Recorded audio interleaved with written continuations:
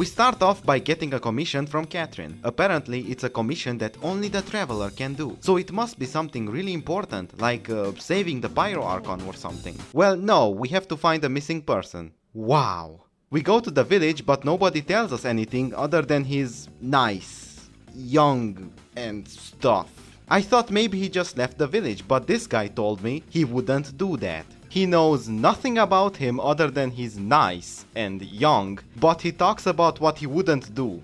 Makes sense. We meet Atosha, who actually has some evidence for us. We go with her and she shows us a tree. Thank you, Atosha. I love trees. Then she proceeds to tell us how nice he was, how happy he made her feel, how much she wants his dick. As Atosha keeps yapping, we meet the Giga Chad, the Lore Dropper, the Edgelord, Dainsleif! And Atosha leaves.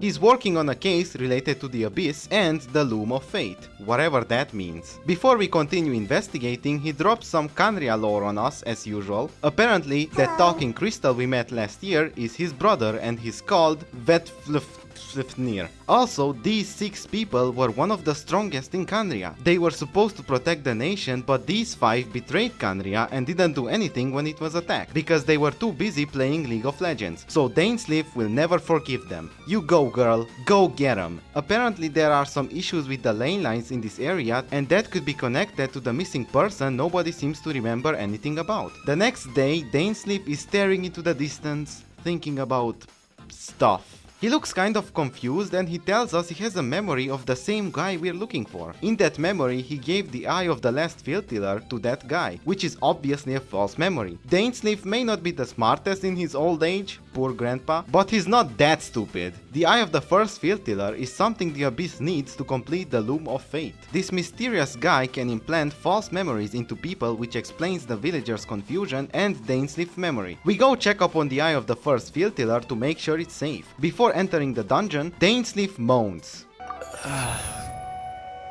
Remember this moan, because it's relevant to the plot. This is the most important moan in the game. Dainsleif hid the eye of the first field tiller in this incredibly well guarded dungeon. There are some extremely threatening mushrooms here protecting the area. Scary stuff. I'm surprised the homeless guy didn't wander inside and stole it. When we get to the end of the dungeon, Dainsleif tells us to leave because this was all a trap set up by him to fight the person coming after them. The Abyss Princess. We get out of the dungeon and we see some drugged villagers listening to a story. They seem to be having fun.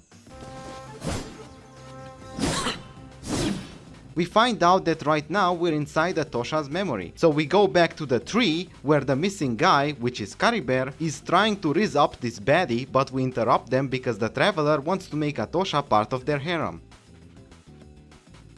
I can't read this shit, it's French. Caribert brings us to a nicer place inside his consciousness and begins moaning. I assumed there was a sex scene coming up, so I prepared my lotion, but he just starts explaining the Loom of Fate. What a nerd! The Loom of Fate is a device that can manipulate the ley lines, which means it can make changes to the whole world and manipulate people's memories. Powerful stuff! Caribert actually died a long time ago. This is just his consciousness. It was trying to live a normal life in the village because he refused to accept his death. He's a component of the Loom of Fate, so he has some of its powers like manipulating memories. In other words, he has the power to make people moan. The eye of the first field tiller was actually with Dainsleif all this time. It was in his pocket or something. He planned to give it to us before letting us leave the dungeon. But in this moment, Caribert made him think he already gave it to us. So the Abyss Princess beat him up, took the eye, and completed the Loom of Fate. He told us all this information and died. The second time. After he dies, the Abyss Princess shows up out of nowhere and acts all cool and relaxed. Unfortunately, we can't French kiss each other because we're intangible, so we sit down and just talk to each other like it's a regular Wednesday. Our sibling tells us that the heavenly principals are sleeping, but they are gonna wake up one day. They are gonna try to beat them, which is why they need the Loom of Fate. And then we wake up and forget everything. Dainsleif just left without saying a word, like usual, what a Chad, and Caribert gave the villagers one last memory of him leaving the village as a final goodbye. Lastly, we get a cool picture in our pocket.